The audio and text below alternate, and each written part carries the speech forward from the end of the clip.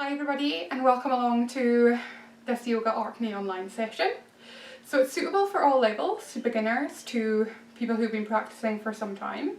And really I try to incorporate as many options as I can in classes so that we all feel that we can get something out of it. If you have any concerns, please do ask or ask your healthcare provider, specifically if you're managing a condition that's unique to you. You know best, but please feel free to get in touch. Please make sure that the place that you're exercising in is suitable, that you have had a look for any hazards, you have a nice clean area to work with, and yeah, just work at your own pace, at your own level, and I hope you enjoy. And props that you might want, do you have a belt, a yoga belt or a similar, a belt from a dressing gown, whatever you have, and then you might want a band as well. See how you get on, because they have different feels. That's grand. Totally up to yourself. We'll do a few breathing exercises, then we'll come into constructive rest, and then we're going to get back up onto our feet after that. So just whatever feels right for you. I'm just settling into that comfy position.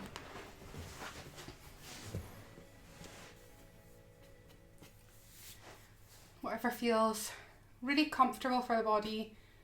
You feel able to concentrate just on the breath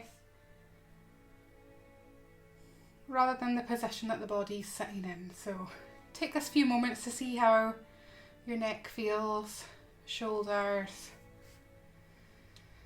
How does the breath feel? Are we feeling a lot of breath up into the chest area or a bit further down?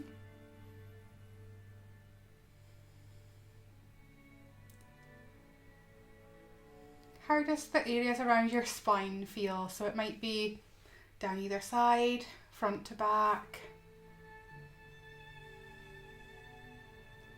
Or at any point along the spine. So remember we have those connecting parts at the hips, middle back, shoulder blades, back of the neck, where the spine joins onto the head.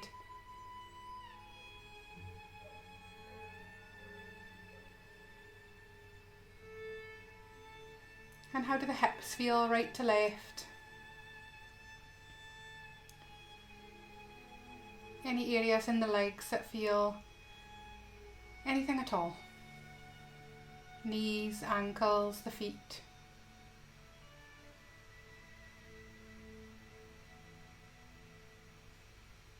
And then you can continue to focus on any area of the body, that's fine.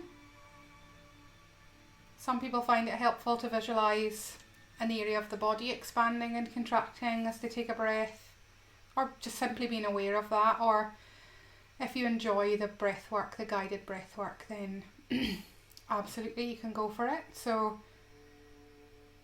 we'll do that line breath that we've done on the triangle breath as well. Those are the technical names. So just imagine a line, so it might be the spine, so if we go between hips and the head, or it might just be a line. You can draw one with your finger. You can visualise one if that's how your brain likes to work. Everybody's a bit different. So we just have a line that's vertical, so it's top to bottom.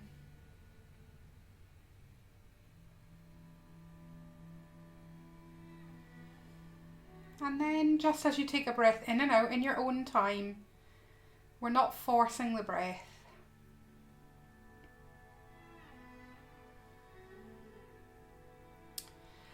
Just notice naturally as you inhale whether you draw the line from the top to the bottom.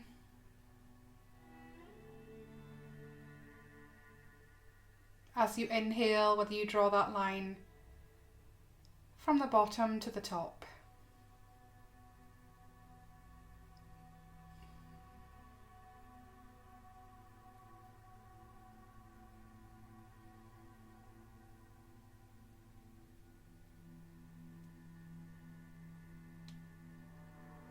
And then we're just going to imagine drawing or tracing along that line or tracing along our spine, whatever visualization is helping you.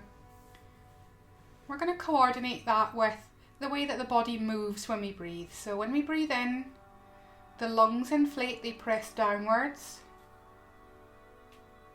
It presses everything in the middle of the body downwards, all the way down to the pelvic floor, presses downwards. So we draw that line downwards as we breathe in. And we trace that line upwards as we breathe out. And just notice if that's the same direction that you naturally drew the line in your head, or if it feels like it's backwards or inside out.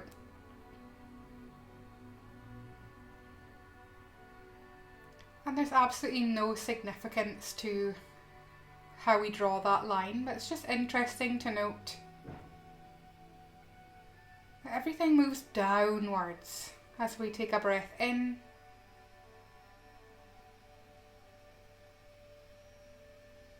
And it all moves back upwards again as we take that breath out.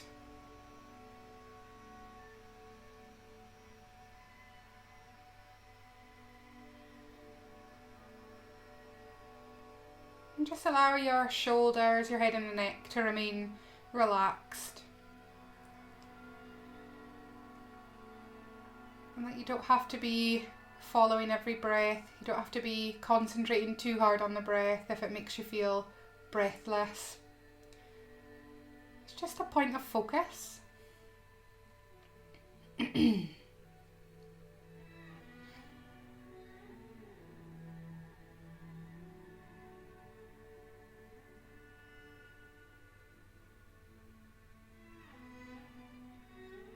And just tuning into that downward sensation of the lungs, of the diaphragm, of the organs as well.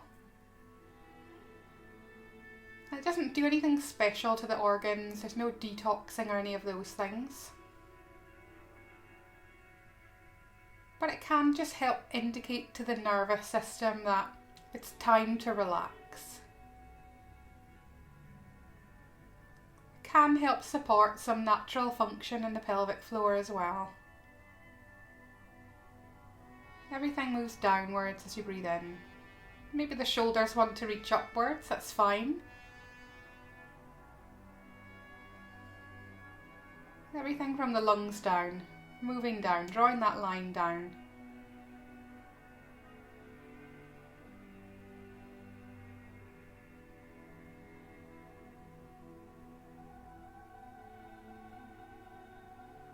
Just easy, an easy approach, nothing forced.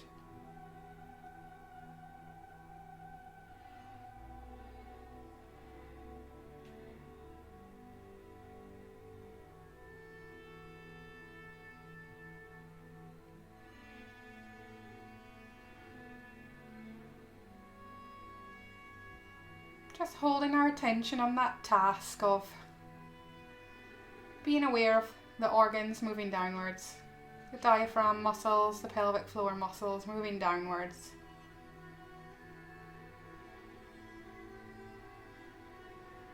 And if it's helpful, drawing that line downwards.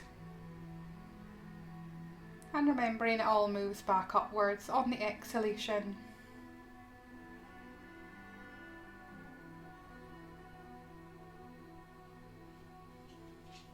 And then just relaxing the body again. Maybe you want to make that a movement, maybe the eyes blink closed or open. And just relax. And relax your approach to your breath. So we can consciously control the breath, and our breath also unconsciously breathes for us, obviously. So it's one of the only functions in the body where that occurs. That's closely related to our nervous system. So sometimes we place quite a lot of importance on breath being able to relax us, but often it's just actually a stimulus in the body that allowing the organs to move down. And if we're quite, I don't like using the term upregulated because it actually means something else in biology, but if we feel that we're anxious or that we're busy, even maybe it's not anxious, it's just got a lot on, that you're required to do some type of action, then the breathing can be shallow, all up here. The diaphragm still moves, but not so much. So if we allow the diaphragm to move down, sometimes that can just signal to the various different nerves that we are ready to chill it down a little bit.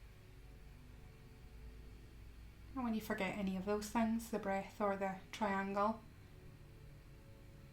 just remember to bring your focus back to that, one of those, or both.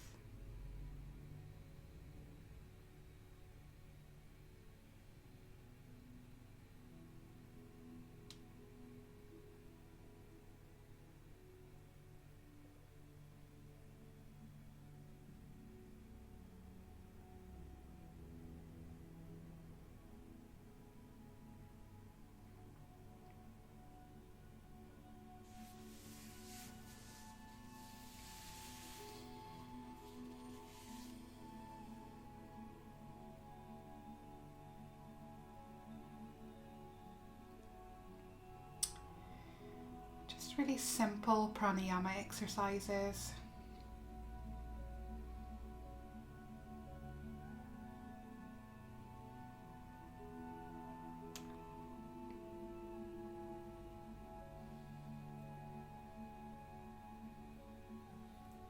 And when you feel ready, you can just wiggle your fingers and toes. Just be aware of the room that you're in. And we're going to dispense with that breathing exercise. Just take note of how you feel now. Do you feel any more relaxed or not? And the answer can be not, that's totally fine. We've given ourselves a good amount of time to be able to come into that relaxation phase if we are going to get there, basically. And then you're just going to roll onto one side when you feel comfortable. We're going to come up to standing, and we're not going to come up in any fancy way whatsoever. And you can just take that sense of easefulness if you've managed to achieve that, or that's where we are just now. And we'll just take a few stretches here standing, and we're going to do a little bit of work on our shoulders. Haven't thrown that in there for ages. And then some functional kind of lunging. And then we'll put that back together into a downward dog, dare I say it. Downward dog-ish, but remember we've got loads of options. Maybe a plank exercise if you fancy doing that, and then we'll do some good old-fashioned kind of Hatha Yoga style finishing to the class. Is how we'd always have taught before lockdown, basically. So that's the plan. So just making sure you're comfortable. I have my fancy socks on. You're just saying it's been a lovely day, but it's definitely been a little bit cooler. I was just saying that I've had my scarf on all day and I had to take it off. I was like, oh, I hate taking the scarf off. So you're just going to really simply start by leaning over to one side. So not collapsing if we can help it into the waist, just leaning over until you start to feel that point where everything wants to collapse. So we're leaning. Don't know why I'm doing this with my hands. It's not, it helps me. And then just be aware if where the catch is. Do you feel tight in one side of the back? Or both sides of your back? What do you feel stops you from leaning a little further? And just taking your time. Remember those breathing exercises? All the muscles around the ribs, chest, abdominals to a certain extent in the back. And the pelvic floor, as relating to the hips too. They've all had a bit of a workout already, even though we were seated or lying, or both. So just take care, see how it goes. How the upper body wants to play ball or not this evening. Good. And then you're going to cross your left leg over the right. Wobble a little. I like to bend my knees. Do I? Sometimes. Remember, you can lift heels and things off the floor. We just want to cross one leg over. And you're going to lean over to the left. Maybe that right arm comes over the head. So there's a little bit of balance required here. And then you can just notice, is it easier, harder, or the same to lean over to the side? Good. And then we're going to go the other way, just being aware that it's going to be tricky. Good. And it's actually a balancing exercise, even though we have both feet still down on the ground. Just gently from side to side.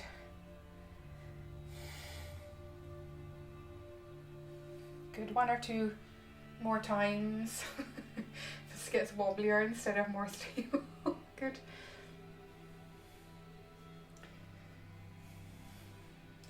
And then when you feel like you've wobbled around enough, you can separate the feet just to a nice comfortable stance, and you lean, same exercise from side to side. So keep going. Just leaning.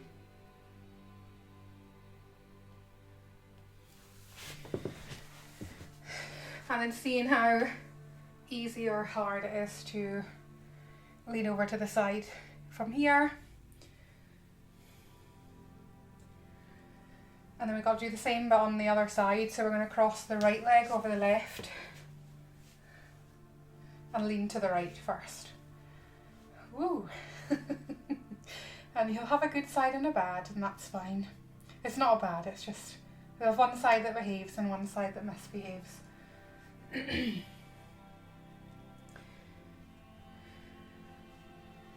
I noticed for me that both my feet are down on the ground on this side.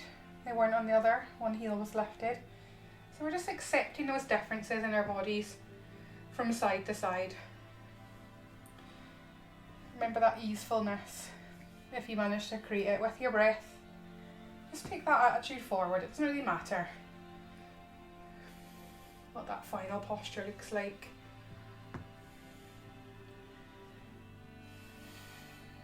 And then separating out the feet again, keeping the arms swishing from side to side. And you might start to turn the head. We chatted about that for a few sessions. If you were to move side to side or twist or turn, you know, the head would be turning.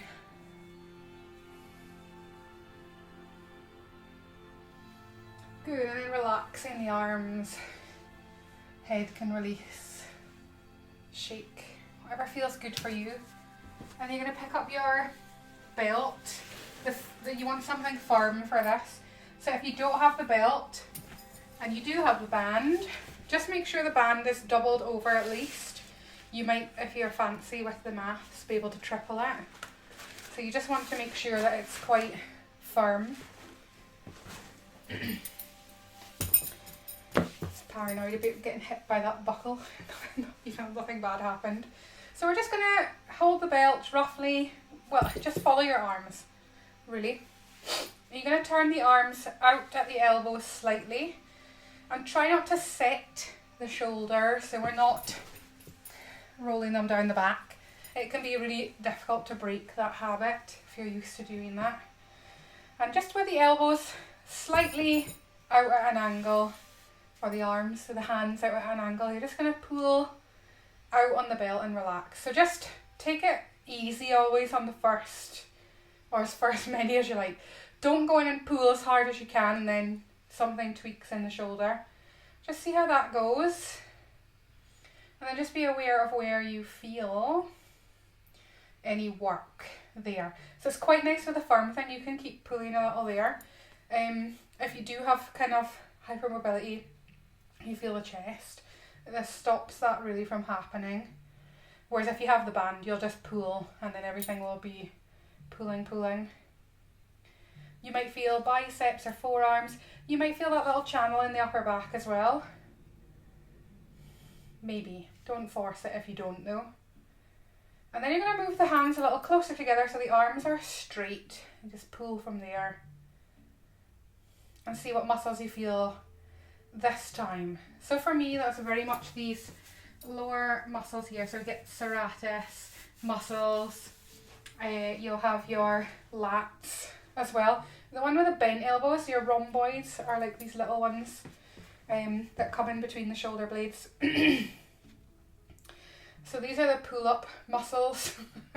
I say laugh because I just never have been able to do a pull-up. I would be done. If I was dangling off the edge of a cliff to pull my own body weight, I'd be a goner. That'd be it. But it can be really helpful for reducing the load on the lower back or the head and neck, if we can get those upper back muscles to remember. But as you know, if we're kind of here sitting all the time, I don't know, I am in two minds about corrective postures and things like that, but we're here all the time, and then if you end up, you know, tweaking muscles and things because those muscles have forgotten that there's something to do, then it's probably worthwhile. And remember, you might not feel like a contraction, it might be a tightening, you might feel nothing at all. You might feel your arms, you think, what is she going on about the muscles in the back, but they are working. Good. And then you're going to take the belt, you're going to grasp it in the right hand. The arm is bent, here you're holding on, and then the left arm just provides a little bit of stability here, so you can tuck it into your side, whatever feels good. It's just nice and simple, you're just going to pull and release. So we're working some of those similar muscle groups, but what we've done is we've changed the position of the shoulder blade. And this would be anything where you're working above your head. And we often do things one-handed, it just happens. It's quick, we don't really think about, unless you're hurt, unless you've had an injury, or you have, or you're living with the impacts of injury, you just move really without thinking too much about posture and positioning. And you're just pulling and releasing on those muscles. And you'll see how this relates to downward dog when we get there. The muscles will be tired by then if they're not already. So you're going to switch sides. So you're lifting up the left arm and you're just bracing with the right arm here. The elbow's bent, so there's not too much, impingement here, or none, hopefully, on the shoulder. I did see something on the internet. Of course, you shouldn't listen, but it's quite annoying when it comes up like on quite prolific channels. But they were saying, oh, well, I don't do these exercises where I lift over my head. I think that is the one that you need to keep. It's like the first one when we kind of get into more advanced ages. If you can't push up over the head, you can't push yourself up off the ground, or up from, if you fall over, pull yourself up. Maybe not a pull up, but So it's important that we have that. So yes, being mindful of the impingement, but it's kind of like, it's too blunt an instrument to say I'm just taking out that movement.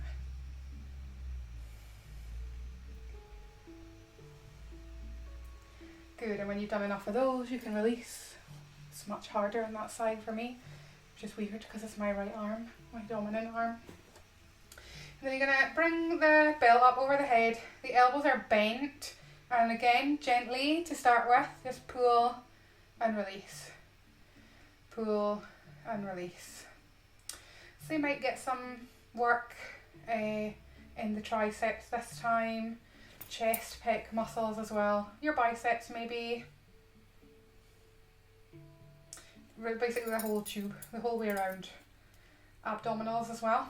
And we know when the arms are over the head, not so much where the elbows bend, but if we were straightening, probably would get some of the muscles down either side of the spine too. So all muscles we use in the downward dog position, your abdominals will be bracing you here, your legs because you're standing. And release, that's enough of those. There, give the arms a shake. So you might just want to ease out any tension. I like to just pull the arm across the body here. And you can hold it, you can turn the head if you felt the tension a little into the neck there. Or you can keep it moving, see how that goes for you.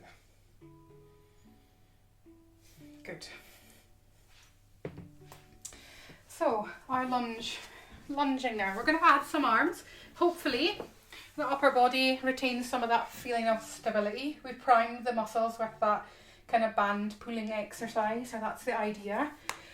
So you might want to move your feet around from one position to the next, from side to side as well, that's fine.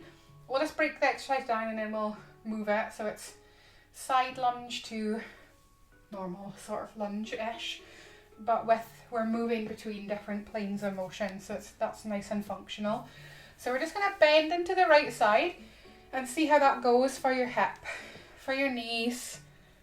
Remembering that you can move the feet any direction, you can narrow the distance, you can widen the distance. You can tip forward or you can come up. Just play around, see how that feels. And if you were going to go and get something down off the ground, this is probably how you would do it. Down there, holding on. That's me by the end of the day. Just holding on to the thigh. Just down and up.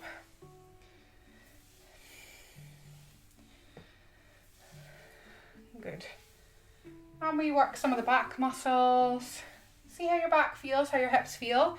If it feels that it's not really the best choice, maybe try moving the feet in or parallel and just make it a bit smaller. So remember that everybody's hips, they'll be facing different directions, lots of different things going on. Definitely my problem area, this hip here. And it is what it is. And then it's interesting because if you do have pain a lot of the time, often there'll be times in the day where you don't, you know, if you're having a good meal with friends or you're out doing something fun and you haven't really felt it sore. And then other times you do feel it's sore when you've not really done anything. You feel like you've not really done anything. Good. And then you're just going to kind of turn the body around, turn the feet around and reach the arms up as you bend the left leg this time.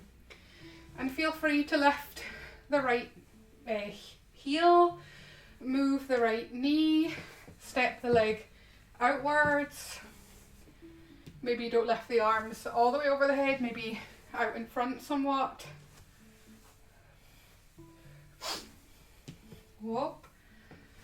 I find lunging back is a little bit different from lunging forwards, even though we're making the same shape.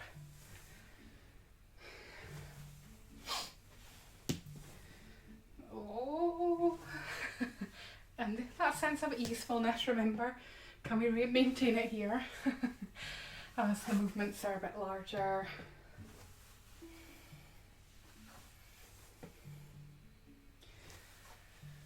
And then you're going to turn back round and allow the feet to go. So we're going to reach down into that kind of side lunge-ish, and then you're going to turn all the way around and reach up. So we come down and then up. And again, if you were reaching, see, for something and you want to put it away, dude, it's a nice functional movement. But we're working within our own structures, with the shapes of our own bones, our muscles, our connective tissues.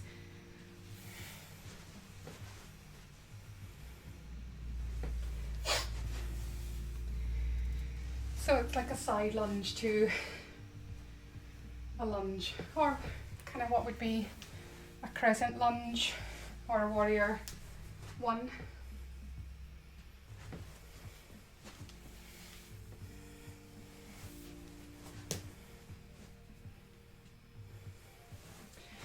Good. And then we're just going to come back up, give our feet a little shake out, and we're going to start a similar pattern on the other side. So just leaning and lifting, and just being aware of what you need on this side as well.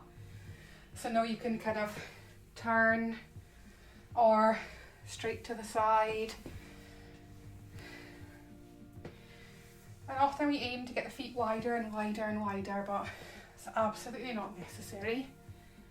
And then just be aware of what muscles you can feel. So haven't cued any muscles, haven't cued thighs or glutes or lower leg or the muscles in the feet. But you may well be feeling some of those muscles working. Something has to be working if we're moving. And just assess how does the ankle feel, the knees, the hip.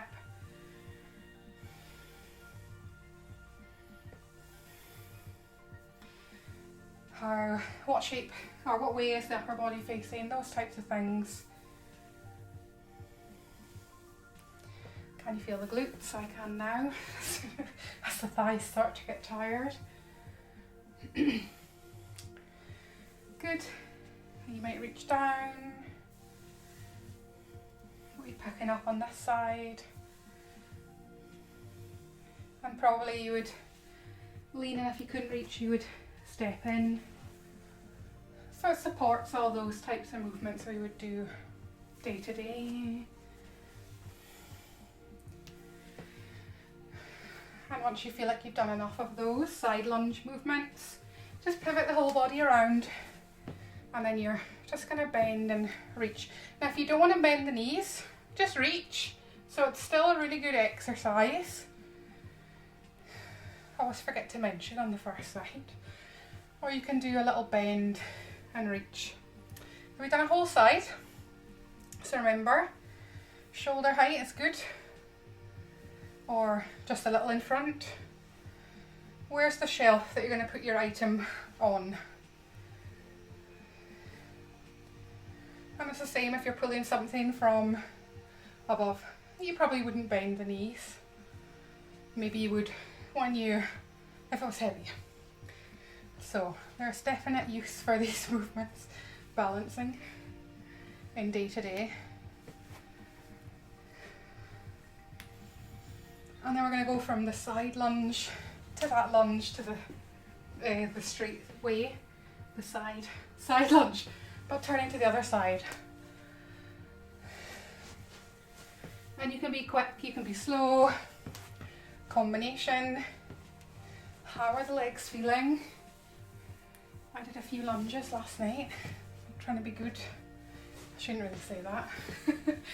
And incorporate a little bit more fitness into my day to day. So maybe the wobbly legs are from yesterday.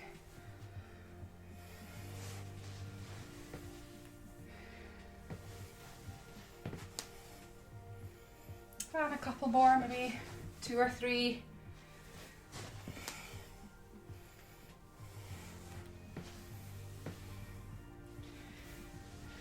And when you feel ready, the arms are going to come down.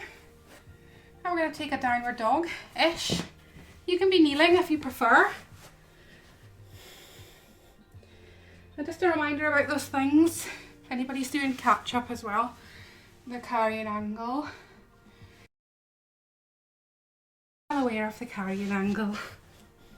And we're just pushing the floor away. So this is very much akin to some of that shoulder work. And you can come down for a rest. And if you would like to, you can come back up into that downward dog.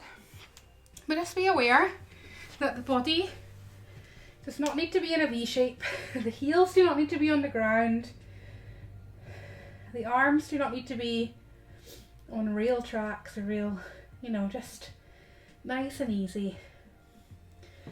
And I always think I'd like to be able to kind of crawl in this position.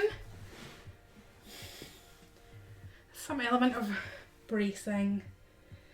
Maybe you take a little moment to rest again. Maybe you want one more downward dog. Maybe you're happy kneeling, maybe a cat-cow stretch, or reaching one arm. So we're still engaging the shoulders here. And again, if you were to pass somebody something, pass me that thing from under the couch, should be here. There you go. So it is all functional movements. Probably not downward dog, but it's traditional. But also it's handy to be able to bear the weight on that. Remember, when they say if you fell down, how'd you get up? If you've come to yoga classes, it's probably through that pike position. Good, giving your wrists a bit of a shake. Good. See how it goes. And it can just be those really small movements. I was saying I really struggled with my wrists during lockdown, and I realised I have a really rubbish keyboard that's about this really square, flat on the desk. So I just tilted it upwards and now my wrists are much better, like within a week, so that's quite good. So it's maybe quite a good assessment, downward dog, to just see, how was that when it wasn't like that before? And then figuring out the reasons why that might be. So I think, what time are we at? We've got time for a little foray into plank position. And in fact, I think we might do side plank actually. That makes more sense with the shoulder work and with the lunge work as well. You don't need to lift off the ground. I might take my socks off for this because the floor was sleddy. So just be aware of the surface underneath you. I prefer the Pilates version, but we'll try a few and see how it goes. So, side plank position. I find for my hips really easily come out of position, particularly on that left side. That lifting the hips from here, not so bad on this side, much worse on the other. It puts so much force on the hips. So in the Pilates version, where you have your feet on the ground and you sort of push the feet and yourself up or down, can sometimes make it a little easier on the hips. So explore for yourself, see how it goes. It just takes that one moment if your body is kind of akin to tweaking itself out of position. It just goes, and now you're like, oh no, I shouldn't have done that.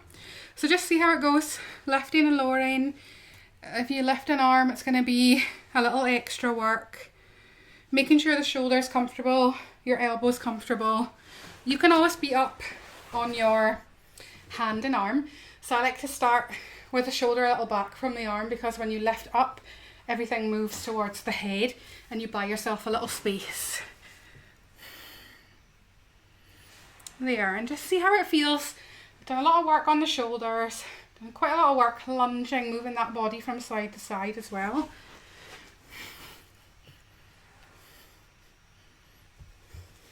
Some nice relaxing wave sounds to your side plank too. It works. And then you can spin around to the other side and see how that goes. So we didn't do a smooth flow, a smooth transition from downward dog into side plank. There would have been many a times where I just would have rolled out of downward dog into side plank. But it still makes sense for the exercises that we've done.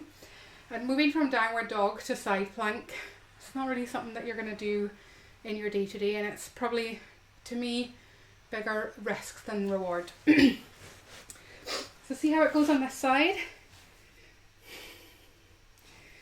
This side of the waist needs a little bit more toning.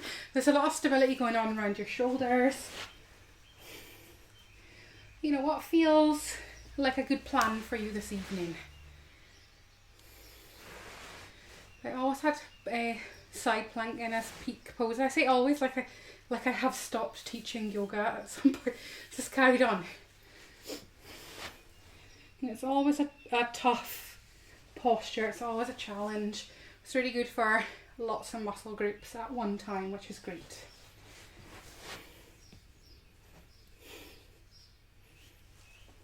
Good.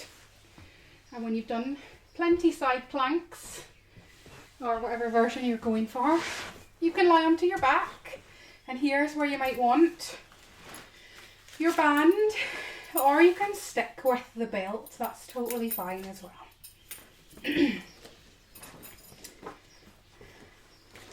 Getting tangled up here. So we're just going to pass the band behind the thighs and cross the strings. Don't know if there's any Ghostbusters fans, but it's coming out this next month. So we're crossing the ends of the band over, and just gently allow the knees to press into that resistance of the band and relax. And again, just a tiny amount and relax. So you can use the belt, but you just have to control it a little with the hands and the arms. And I think it's just handy to do this little glute exercise in this posture before we do the next set. Now see if both sides of the glutes, excuse me, hip muscles, do they relax at the same time?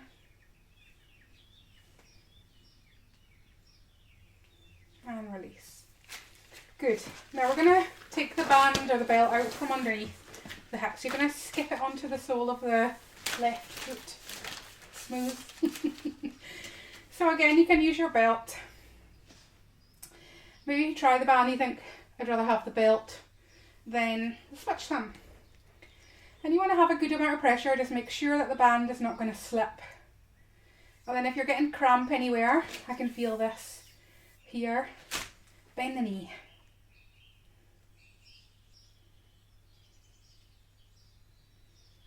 you're just pulling down on the band, pressing a little upwards with a foot.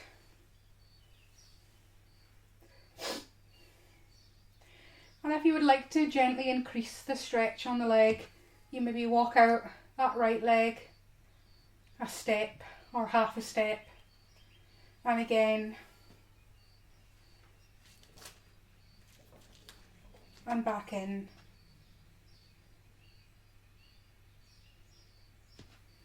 Out, out, and move back in. And you're just going to gently wiggle that lifted leg from side to side. You can bend the knee. You can very much do this with a bent knee. Got some nature sounds now. Don't remember putting that on there, that's quite nice. And you're just going to bring the leg over to the right hand side. And the left hand side. And I'm just using my arms on the ground. It's a little pressure tension from the band. So it's not about cranking the leg open at the hip. That's how we used to be taught. You know, you're pulling the thigh bone away out of the hip. Just allow the hips and the leg to move in an organic way together. And see if you can allow your abdominals, maybe the waist muscles, maybe something around the thighs to become the brakes on the exercise. Very much just keeping it out of the joint, and we're stretching the muscles.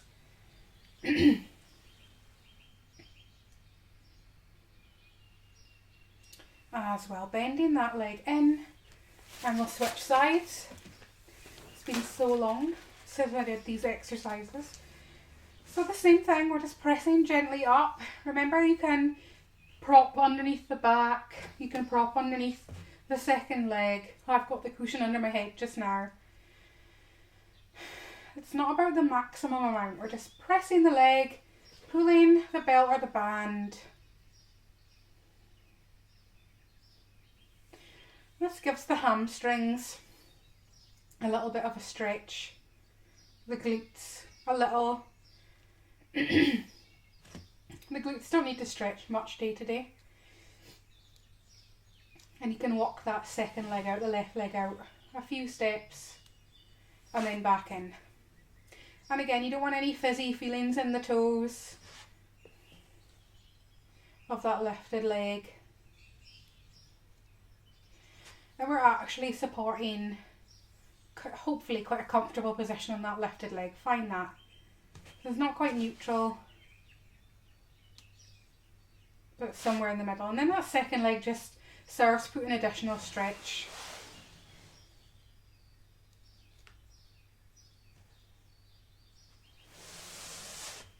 And then gently, very much with control, you're just going to gently move that leg from side to side. So I'm thinking about the inside edge of the foot, the outside edge of the foot. We're not going for precision, we're just going for just, you know, a controlled feel. Something that feels maybe fun. Dare it.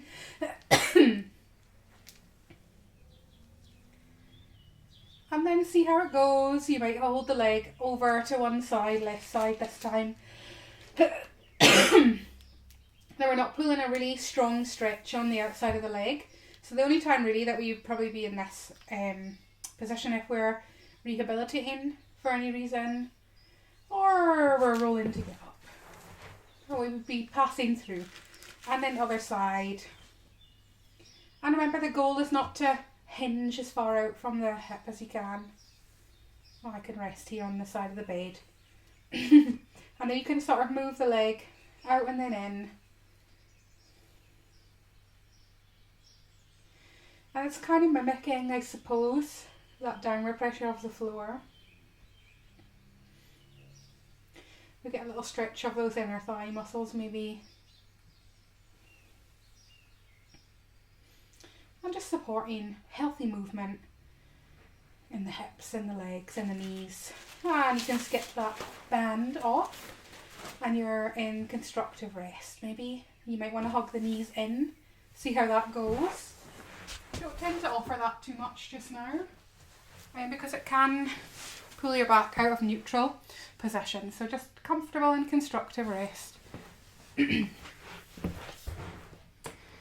we're about at relaxation, so I'm just going to make sure. There we go. Relaxing forest sounds. What do you know? It hasn't set my birdie off downstairs, so that's a win. So you might just tune into the breath again. How easy does it feel to relax in this position here?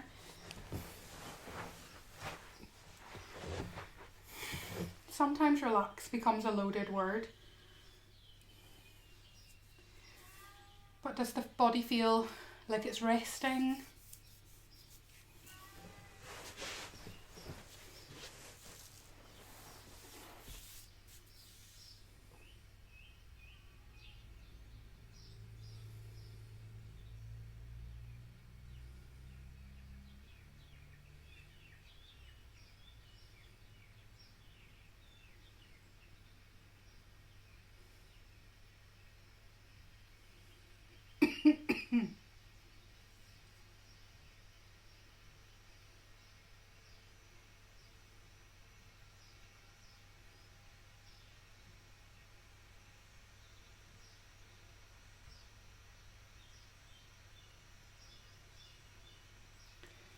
If you're happy in constructive rest, you can stay. Or you might want to come into a different relaxation posture, whatever feels right for you. Lying, sitting, lying on your side.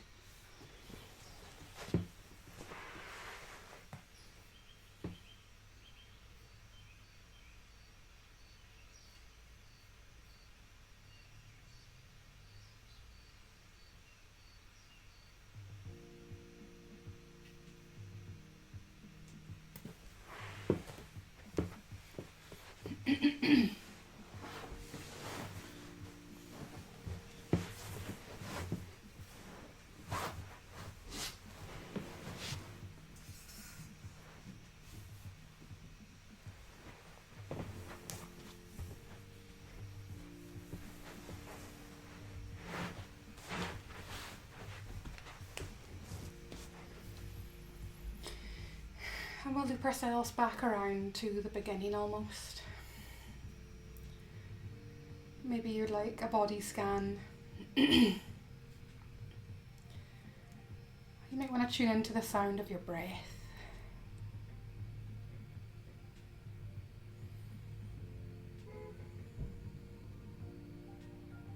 How your body feels.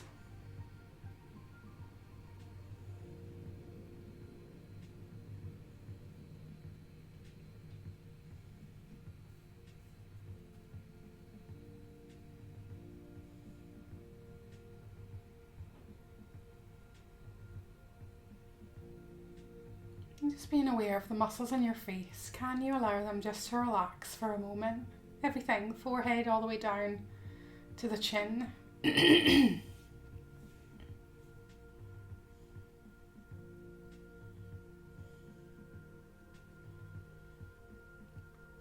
muscles around the tops of the ears where you would put your glasses or sunglasses on. Just allow that to relax.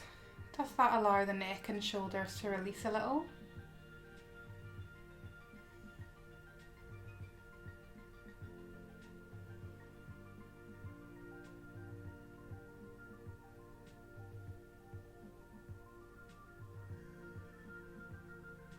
Just gently being aware of that rise and fall of the chest as you breathe in and out.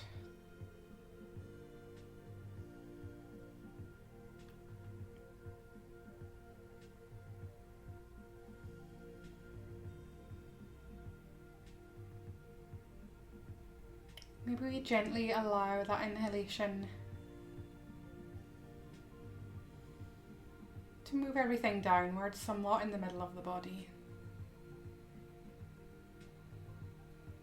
Maybe it releases some tension around the shoulders, the shoulder blades, the upper back.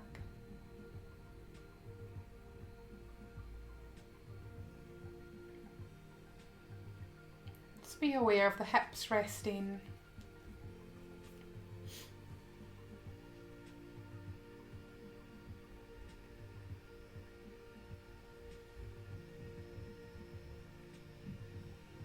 both legs.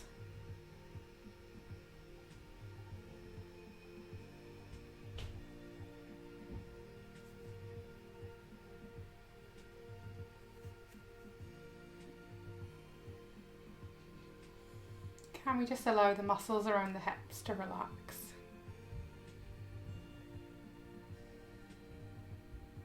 Does it feel more comfortable when you ease any tension? Does it feel less comfortable? Choose the comfortable option.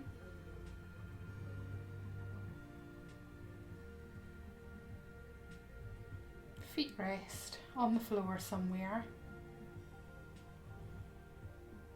Left foot and the right foot.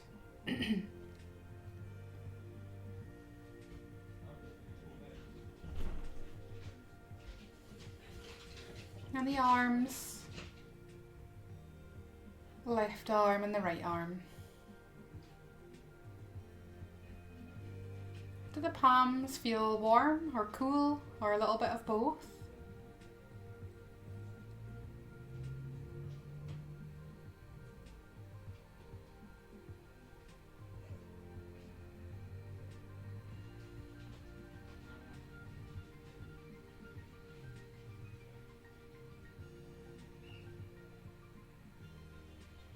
Are the muscles in the face still relaxed?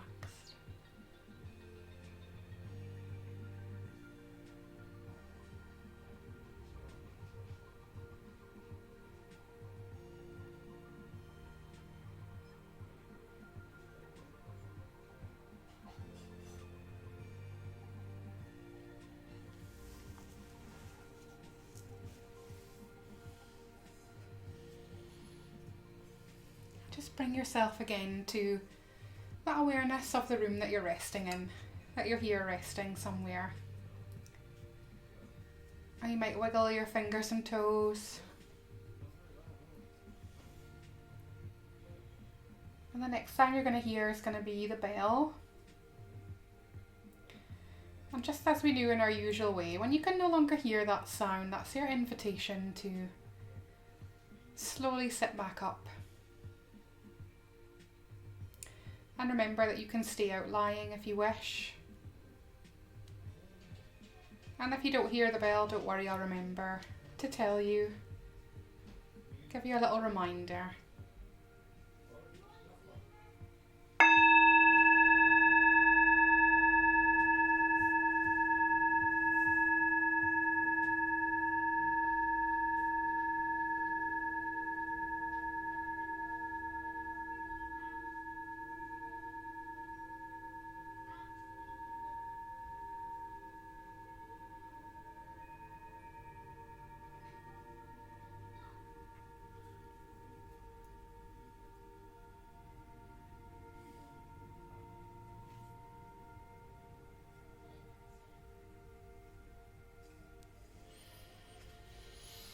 And when you're ready, you can finish in your final way. You might want to take a stretch or lean to the side. And you can bring your hands towards your own heart or to the floor, whatever feels good for you.